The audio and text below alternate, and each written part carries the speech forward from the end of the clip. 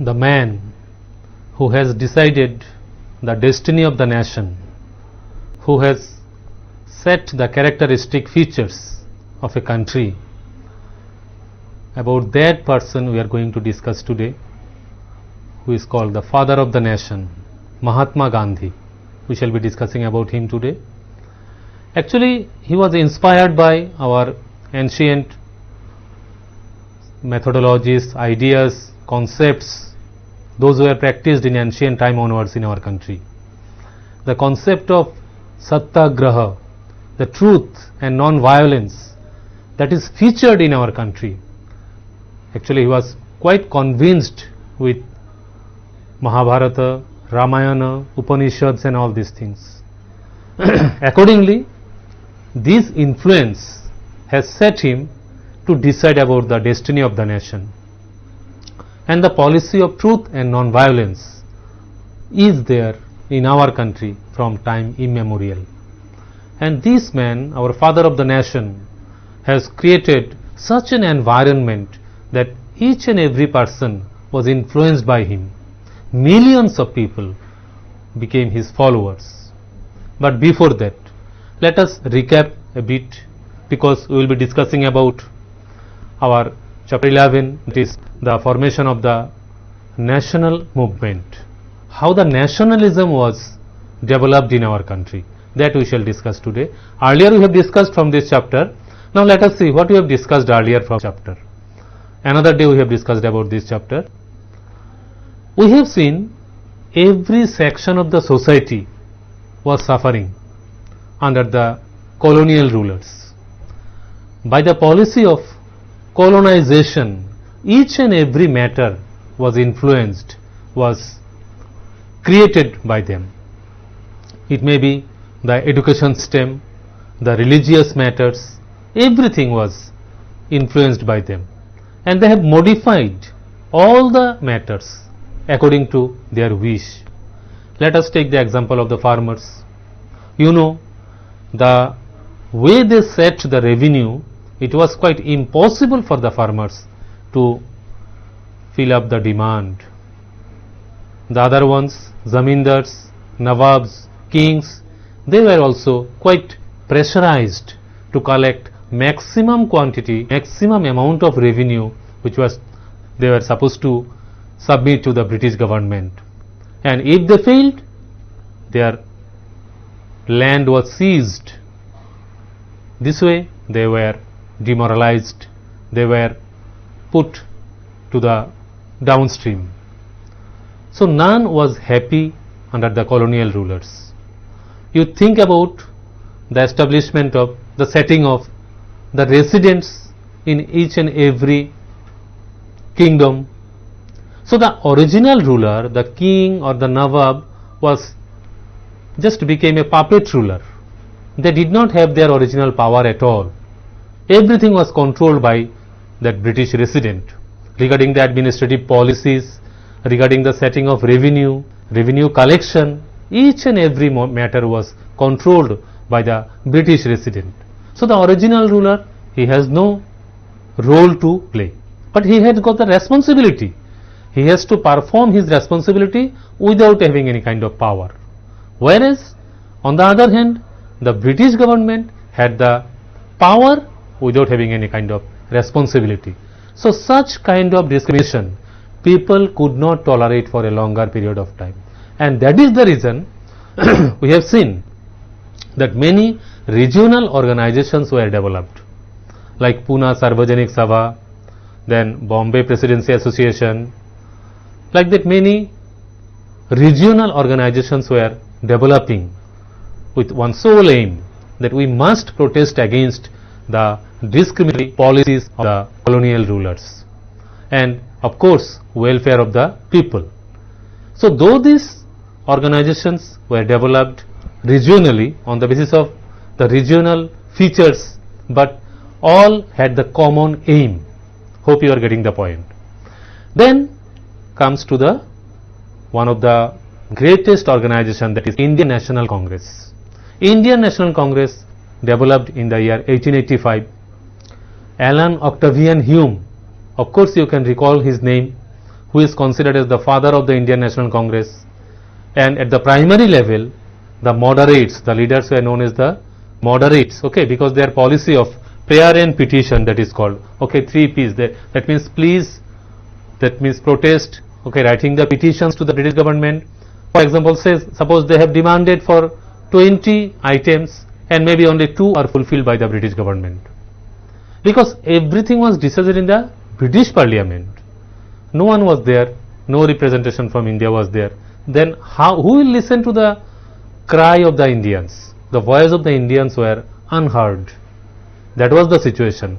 So regional organizations, then all India basis organization, Indian National Congress also demanded so many things. Say for example, what were the demands made by them? They demanded that there should be representation of the Indians in the British administration, because the Indians will know their problem, the region wise problems are different, so they could establish their demand, they could produce their demand. That was the thing. Then again, they also demanded that Indian civil service exam should be conducted simultaneously in India and England, so that more Indian students could participate over there, because many talented students were there from our country. You know about Netaji Subhash Chandra Bose. He appeared in the ICS exam, went to England in ICS exam. He stood 4th. In such a tough competition, he stood 4th. He got the 4th position in this exam, but still he rejected the government job because he dedicated himself for the sake of the nation. Okay, that's why we got the freedom, no? There were many more demands made by the Indian National Congress, and accordingly it proceeded. Now today we are discussing about the advent of Mahatma Gandhi, the father of the nation. Actually, in the year 1915, from South Africa, he came to our country at the age of 46. And there in South Africa, he led many movements. There was many discriminatory policies. Of course, you have studied about Nelson Mandela, the person who fought against the apartheid system. Few white people ruled over there, and majority of the black people were being discriminated, were suffering for a long period of time. That happened, that continued for a long period of time. And Mahatma Gandhi, who went over there for studying law and was practicing law over there, but somehow he got the help from all the sections of the society over there. Okay, from the Gujarati people, then from North India, Tamil, so many people, Hindus, Muslims, all the sections of the society, those who were residing over there in South Africa, they helped him, and accordingly he was successful.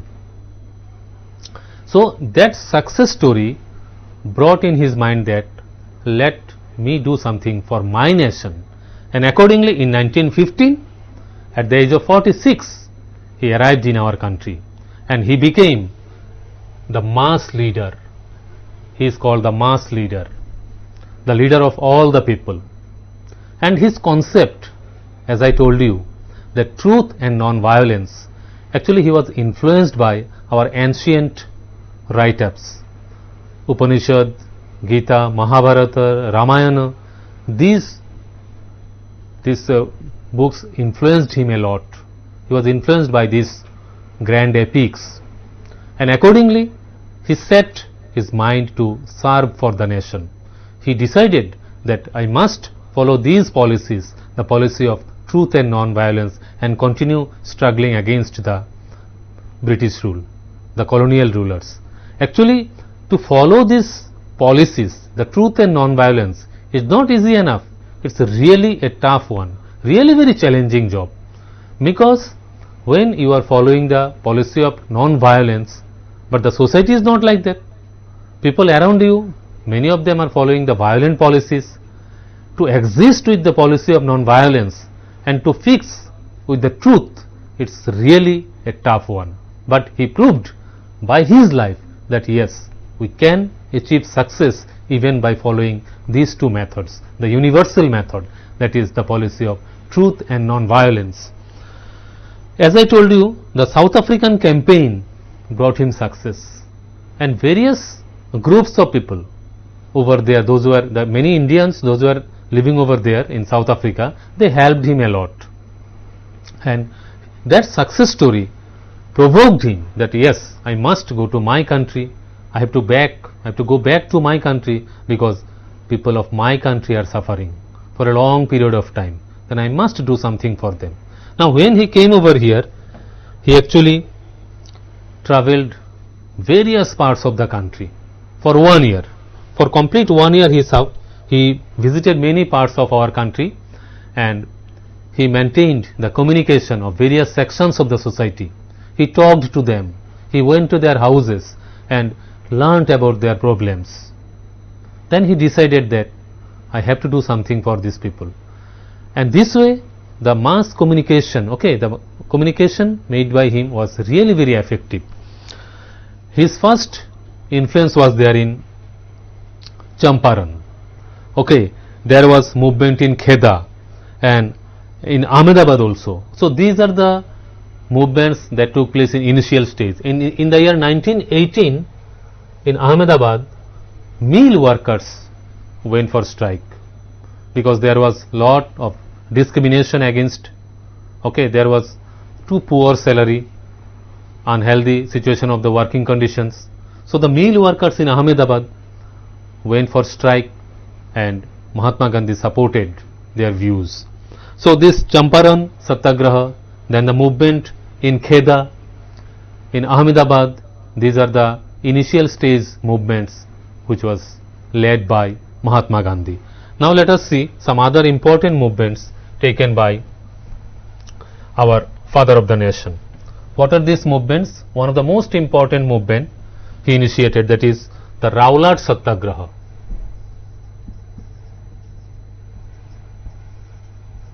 Rowlatt Satyagraha. I hope you can recall about the Rowlatt Act. What was the Rowlatt Act? The Rowlatt Act, it was quite discriminatory. On the basis of suspicion, any Indians could be arrested and imprisoned. Are you getting the point? Means the Indians were suppressed from any kind of anti-British activities. If anyone is found involved in anti-British activities, anti-governmental activities, then he or she could be imprisoned and kept into jail without any kind of trial. Without any kind of trial, any person could be imprisoned.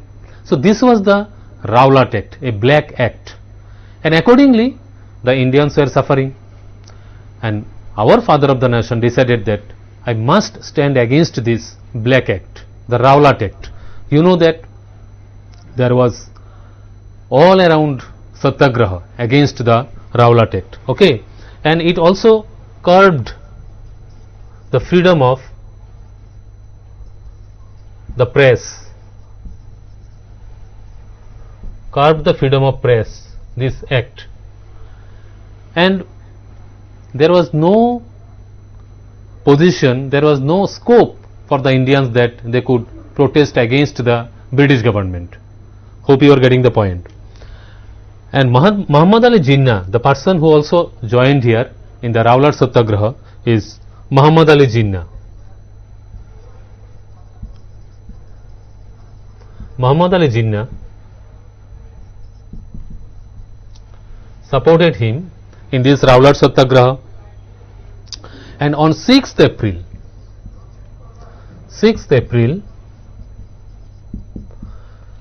1919, there was a nationwide Satyagraha against the Rowlatt Act. Accordingly, on 13th April, there was that most heinous activity took place under the British rule. What was that? All of you know, the Jallianwala Bagh massacre. A huge number of people gathered over there in Jallianwala Bagh. Actually, Baisakhi fair was going on, and so many people, unarmed people. Of course, people do not go to the fair with arms, no weapons. So they went over there and a group of people were protesting against this Black Act, that is the Rowlatt Act, and the government was totally terrified with these activities.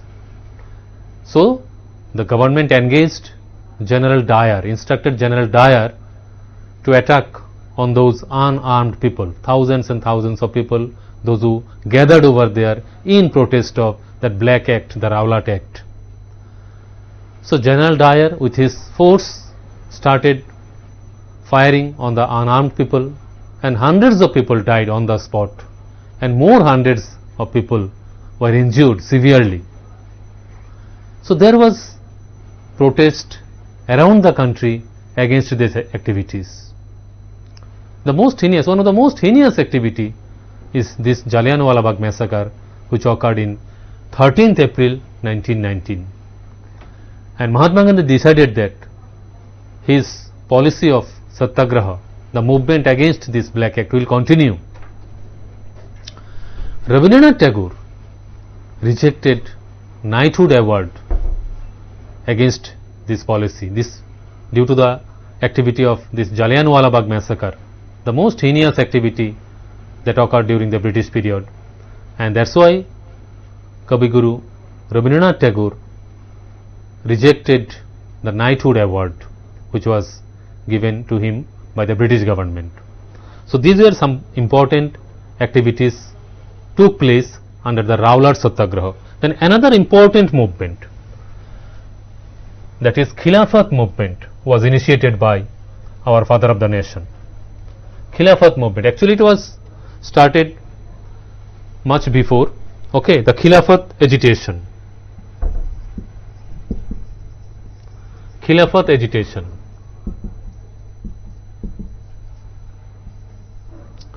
What was this Khilafat agitation? Let us see. Actually, Khalifa is called the Sultan of the Ottoman Empire, okay, leader of the Ottoman Empire,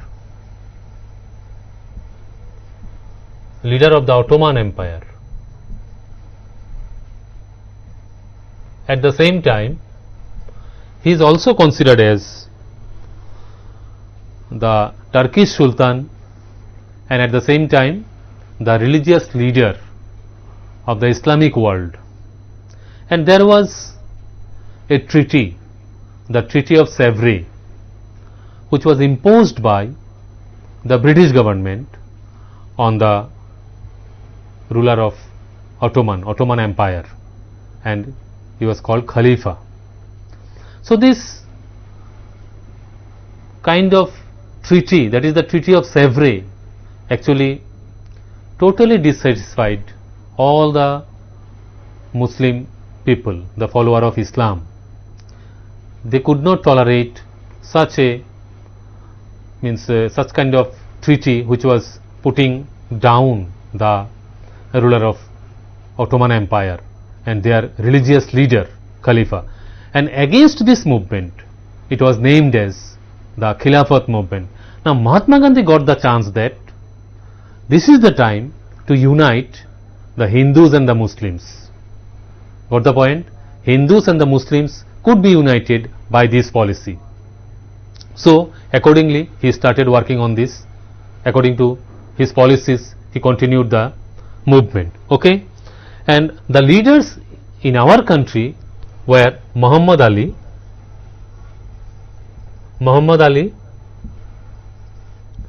and Shaukat Ali. Shaukat Ali. You have to remember these two names. Who were the leaders of Khilafat movement in our country? So who led this movement? Muhammad Ali and Shaukat Ali. You have to remember these names.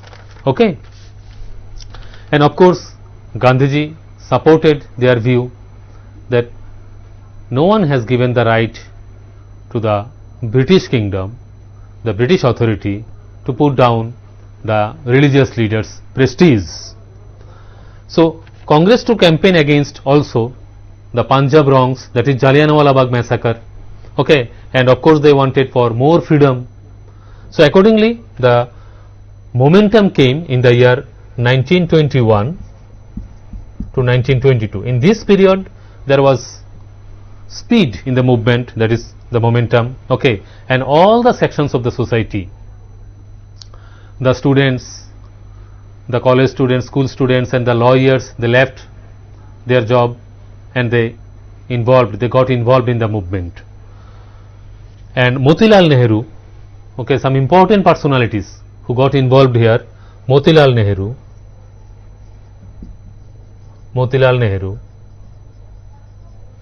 then C. Rajagopalachari,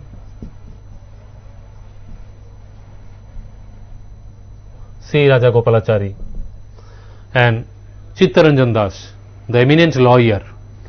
They also got involved in this movement. Okay, so we have got to know about two movements till now, that is Rowlatt Satyagraha and the Khilafat movement. Hope the points are clear to you. The questions can be asked on these, okay, that what do you know about the Rowlatt Satyagraha, and what was the Rowlatt Act actually, and why there was protest against Rowlatt Act, and some important incidents took place during this Rowlatt Satyagraha, that is Jallianwala Bagh massacre. You heard about that. Then we have discussed about Khilafat agitation, Khilafat movement, okay, because the ruler of the Ottoman Empire, who is also known as Khalifa, he was treated wrongly by the British Empire.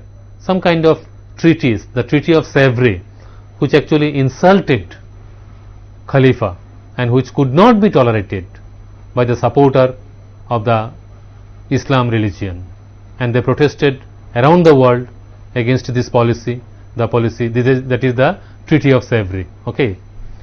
And Mahatma Gandhi got an opportunity to get involved here and to unite the Hindus and the Muslims, because he always preferred the policy of unification of different communities.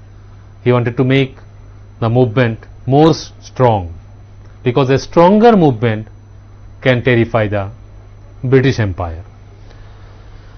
Now we know that the policy of Gandhiji is truth and non-violence, but not all the movements, all the revolutions took place according to his policies.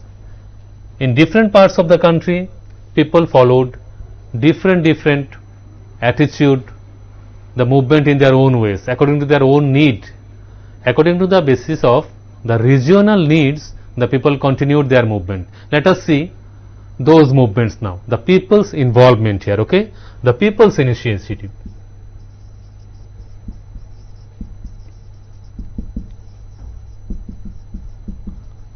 What are the people's initiative?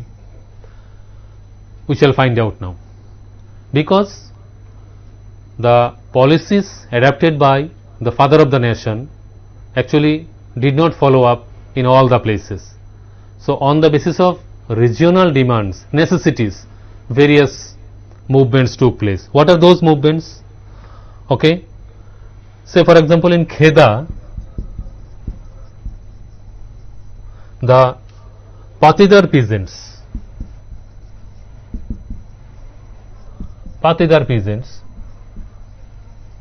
they protested against the high rate of revenue. It's a common phenomena. For a long period of time, the Indian peasants were suffering due to two reasons, that is the high rate of revenue, and the other is they were forced to produce those crops which were profitable for the British government. You know about the indigo, tea and other coffee, okay, this kind of plantation agriculture was influenced by the British. They were not allowed to produce food crops more. At the same time, there was export of the food crop from our country, and that's why there was famine also. So these incidents actually provoked the peasants to stand against the colonial rulers. So in Kheda, Patidar peasants started their movement due to the high rate of revenue. Then in coastal Andhra, another movement in coastal Andhra, and in the interior Tamil Nadu, people got involved in picketing against the liquor shops. There were many liquor shops were there, country liquor production centers were there, and the people in the coastal Andhra region and in the interior Tamil Nadu, people picketed the liquor shops. As I told you, on the regional basis, on the necessities of the particular region, people got involved in various types of movements, may not be following the exact policy of the father of the nation. Then in Andhra Pradesh, tribals, then poor people,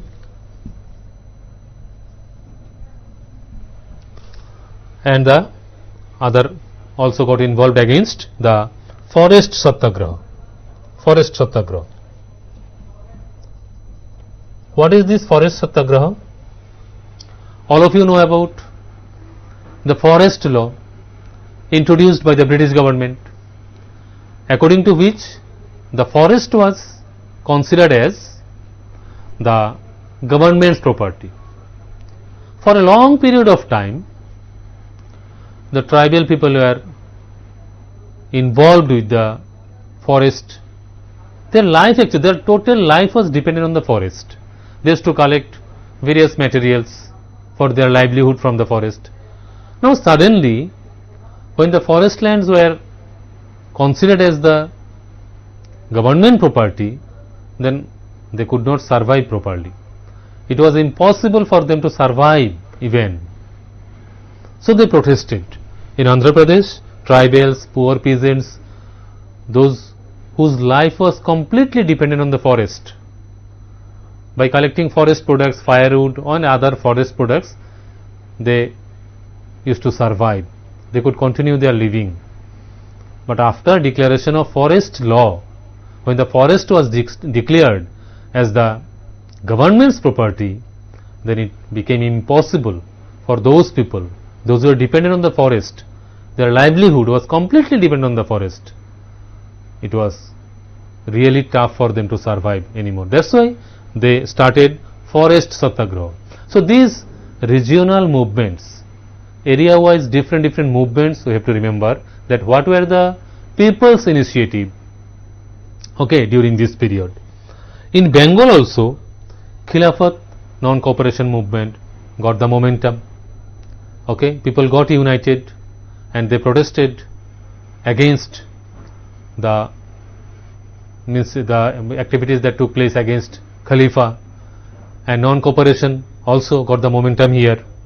In Punjab, another important movement took place in Punjab. Let us see what is that one. In Punjab,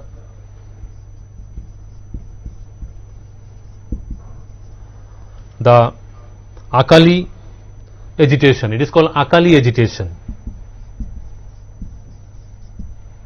Akali agitation. What is that? Actually, there were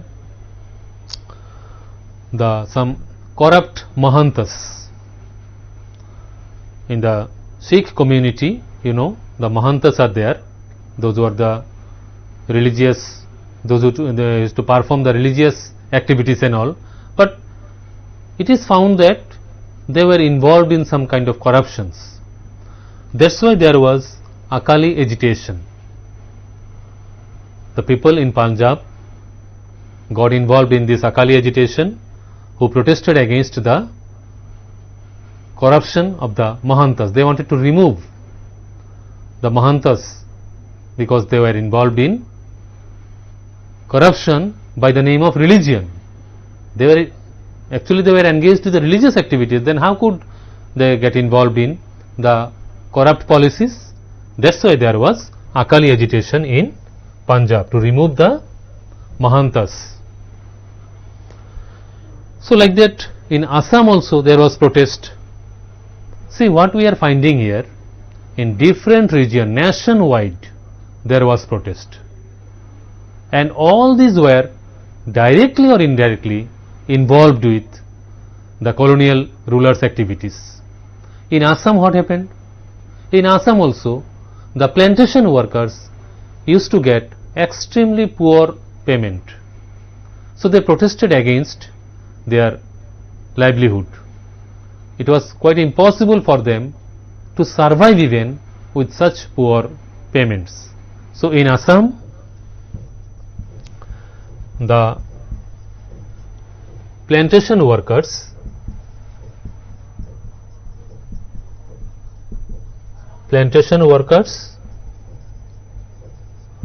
protested. In Assam the plantation workers protested against their poor payments and all. At the same time in Assam there was praising of Mahatma. Okay, they started making songs like Gandhi Raja. He was made the hero over there. Gandhi Raja, that is the leader of the people. Okay, mass leader. He arrived over there as mass leader. So this nationwide movement in Andhra Pradesh you have seen, in Tamil Nadu, then in other places in Assam, the agitated plantation workers, and in Tamil Nadu especially there was picketing against the liquor shops because the consumption of liquor spoiled their society. So in various places of the country there was protest, and all these were directly or indirectly involved with the activities of the colonial rulers. So one or the other way all these protests were against the colonial rulers. Now how all these movements led to the People's Mahatma? It is called People's Mahatma, the mass leader, the People's Mahatma.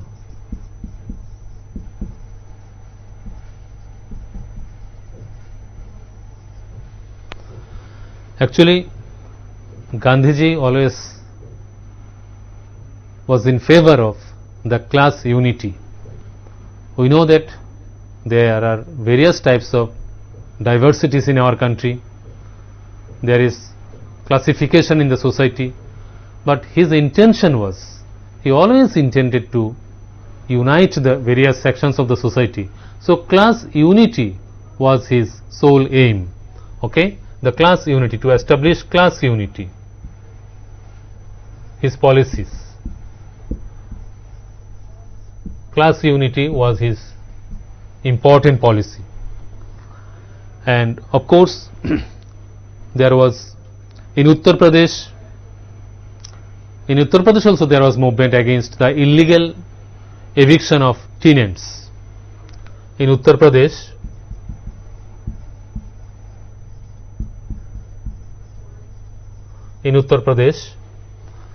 there was protest against illegal eviction of tenants.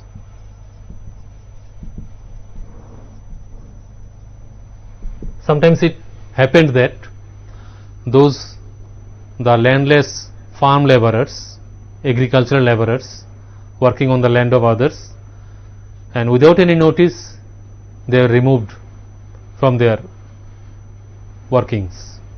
Now how those persons could survive?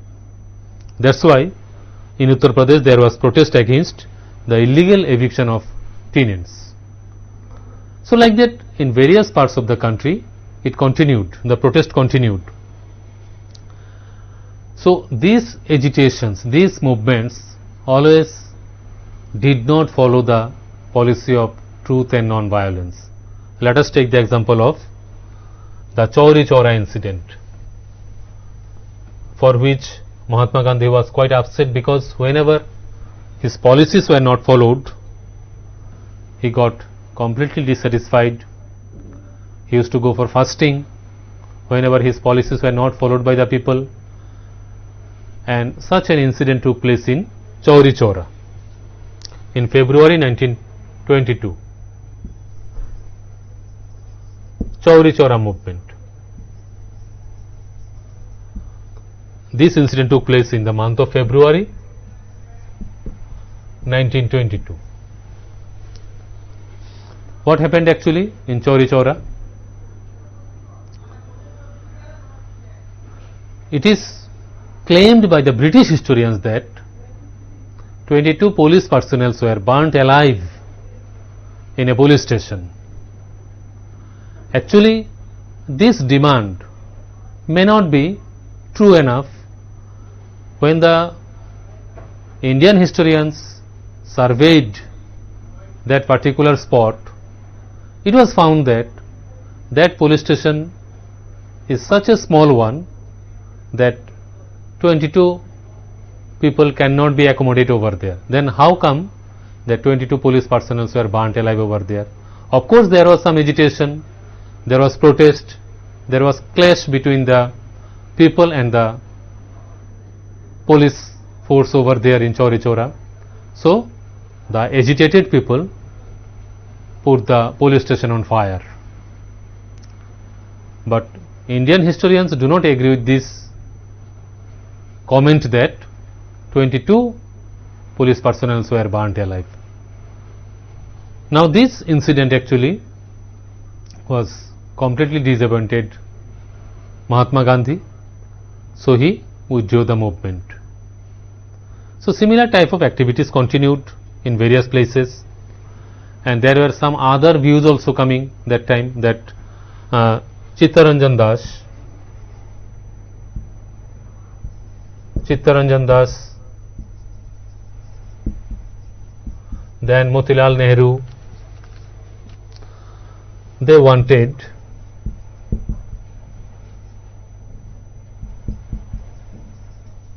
actually wanted the representation of the Indians in Legislative Council. Okay, it's an important decision. Representation in Legislative Council.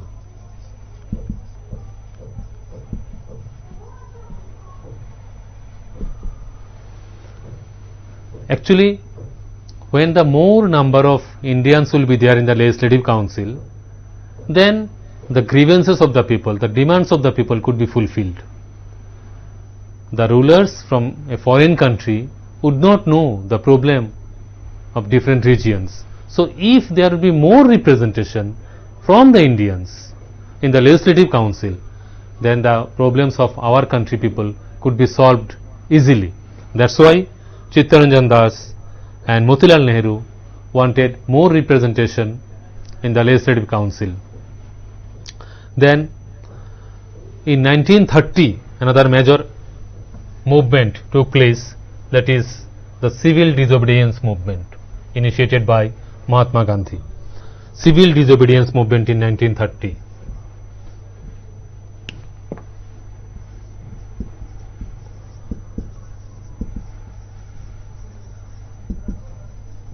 Civil disobedience movement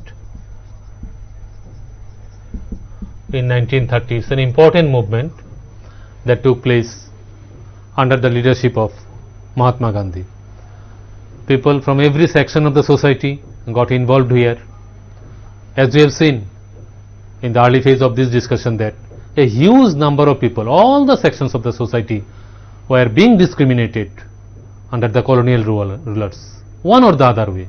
So definitely there will be protest, and it was protested against them. So there was protest against this.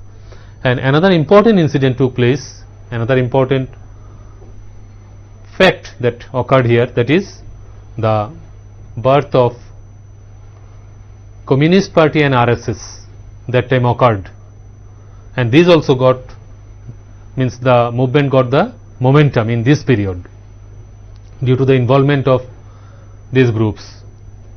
So this civil disobedience movement we are talking about, that was launched in 1930, huge section of the society, all the sections, all the classes of the people got involved here.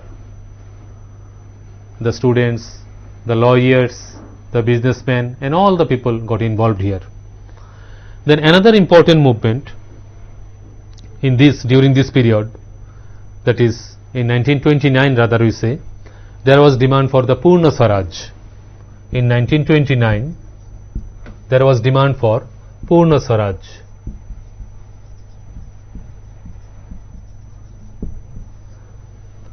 Actually, father of the nation demanded that there should be complete independence. By the year 1929 there was demand for the complete independence, and he would not going to convince by any other means.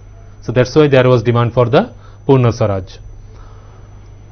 And of course Jawaharlal Nehru got involved here in the Purna Swaraj movement. Demand for the Purna Swaraj was led by Pandit Jawaharlal Nehru. And in 1928, earlier to that, there was the formation of Hindustan Socialist Republican Association. It's an important organization, Hindustan Socialist Republican Association.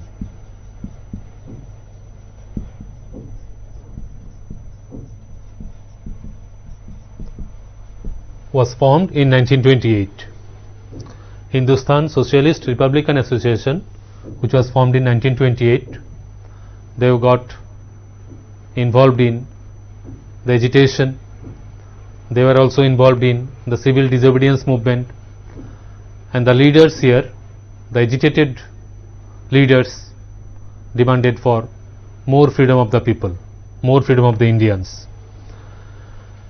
And Bhagat Singh killed in this period the police official who was involved in the killing of Lala Lajpat Rai, that is Saunders. He was killed by Bhagat Singh in this period. So such kind of movements were there around the country. At the same time, in 1929 only, Bhagat Singh and Batukeshwar Datta, they threw bomb in the Central Legislative Council of Delhi. Actually, their intention was not to kill anyone, but actually that the government was putting no attention to the demands of the people. That's why they threw bomb over there in the Central Legislative Council. So such kind of activities were going on. Then in 1930, another important movement initiated by Mahatma Gandhi, that was the Dandi March. Dandi March of 1930.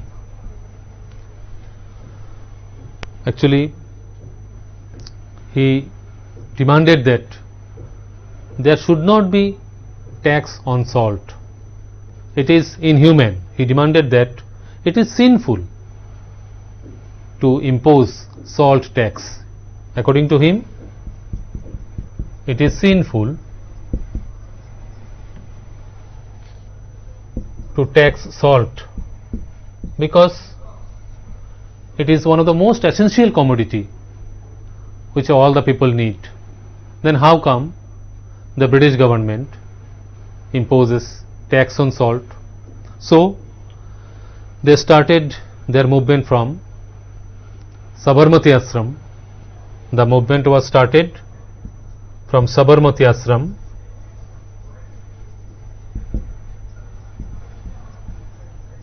and they covered 240 kilometers to reach Dandi. It is one of the seashore region in Gujarat. So when they started, only 70 or 72 people were there with him, but later on thousands of people joined with him. A huge number of people joined him. So that was the Dandi March, and they broke the salt law. They started producing salt from the seashore, and this movement got the momentum over there. So accordingly it continued, and in Government of India Act 1935 the provincial autonomy was ensured, and out of 11 provinces the election was held. Then in out of 11 provinces, out of 7 seats were owned by the Congress party. So that was quite a good achievement during that period, and that was the time when Second World War took place, and there was influence of the Second World War also in the Indian political movements and all. Then later on, Quit India movement was initiated by our father of the nation, Quit India movement.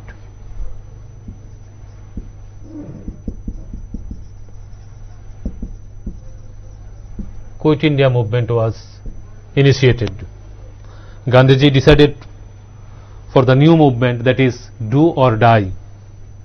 The new movement. The new movement, the policy of do or die,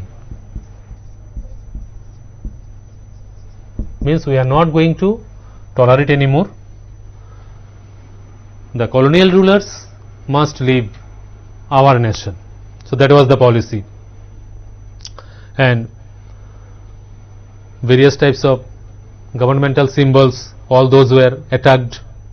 By the end of 1943,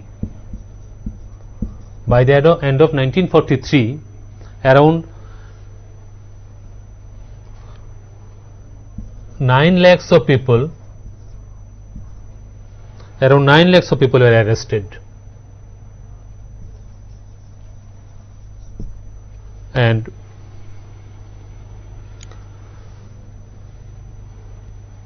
around 1,000 number of people were killed.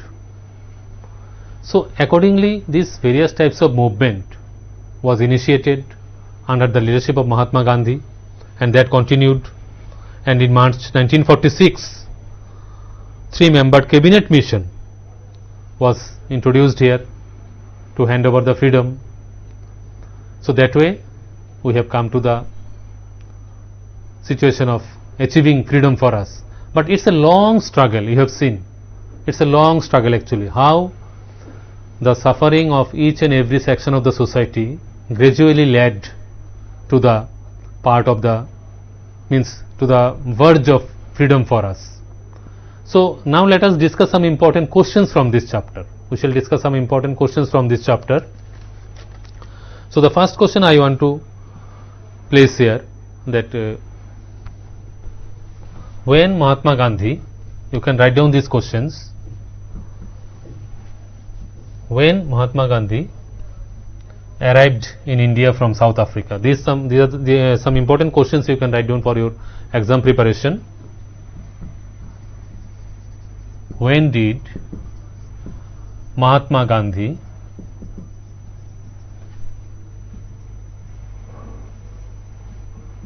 arrive from South Africa to India? So what is the answer? The answer is in 1915, at the age of 46. This one can be a short question for you. Then there was campaign. The first year he spent on traveling, communicating people, learning their problems, to know about their problems. So that way he got connected with the people. Then when Rowlatt Satyagraha was initiated, another question you write down.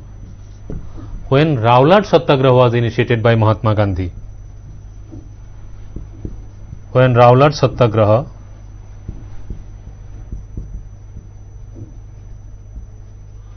was initiated by Mahatma Gandhi.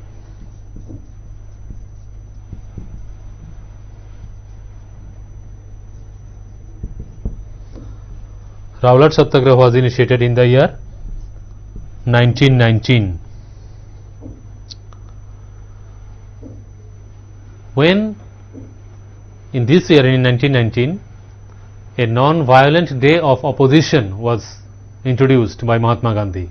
It is 6th April actually, a non-violent day of agitation.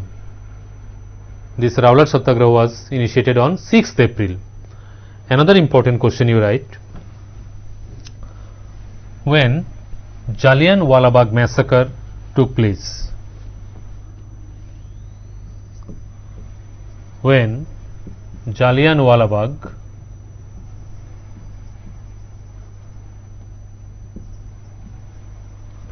massacre took place?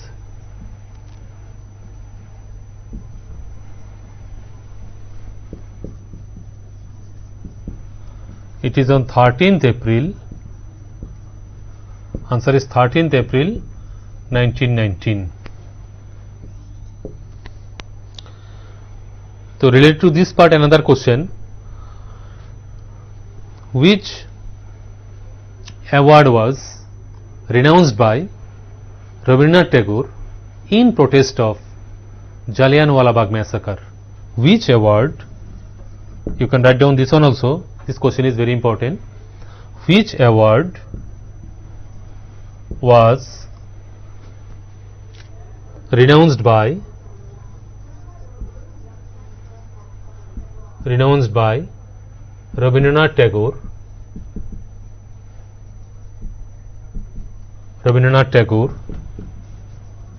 in protest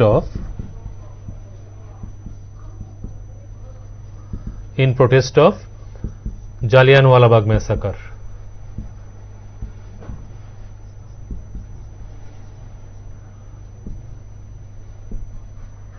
Jallianwala Bagh incident. Answer is Knighthood Award. Knighthood Award,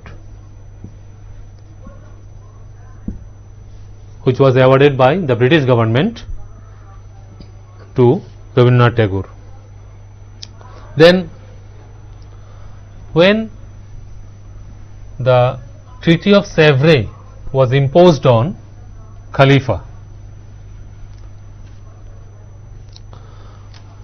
when the Treaty of Sèvres was imposed on Khalifa, when the Treaty of Sèvres was imposed on Khalifa. Who was Khalifa? All of you know, the ruler of the Ottoman Empire, who was also known as the leader of the Islamic world. Khalifa was the leader of the Islamic world. So, this treaty was imposed on the Khalifa in 1920. In 1920, there was the treaty imposed on Khalifa. And who were the leaders? This is another important question. Who were the leaders of Khilafat movement in India? Who were the leaders of Khilafat movement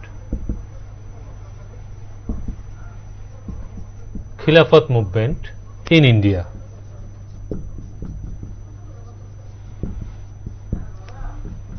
Who were the leaders of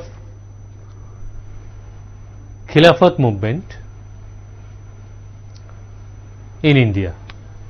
Muhammad Ali,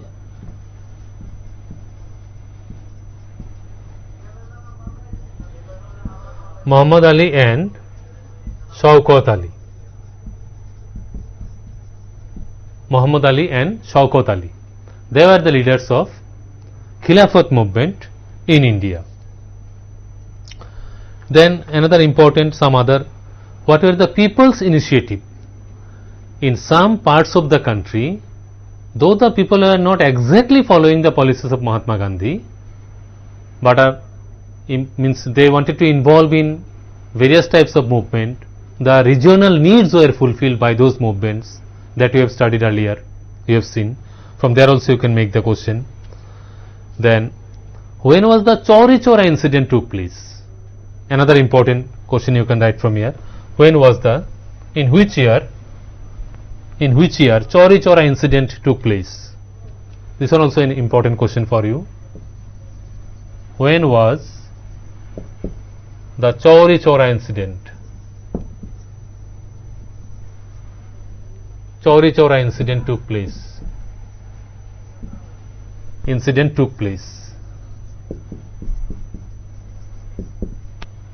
So what is the answer? The answer is February 1922.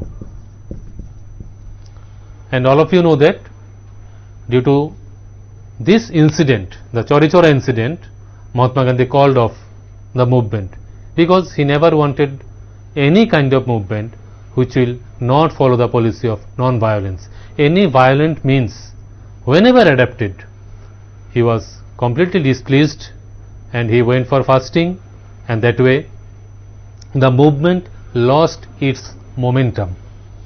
Some other important questions from here. When was the Hindustan Socialist Republican Association formed? These are some important short questions I am telling you. When was the Hindustan Socialist Republican Association formed? It is in the year 1928. So like that you can make some short questions from here as well as some broad questions also. What was the contribution of Mahatma Gandhi through various movements that you have seen here? Okay, the Khilafat movement, the Rowlatt Satyagraha, the Dandi March, so Salt Satyagraha it is also called. So various types of, means his all life he dedicated for the sake of the freedom, for the upliftment of the Indians. So that way we shall wind up today's class here. Thank you for watching.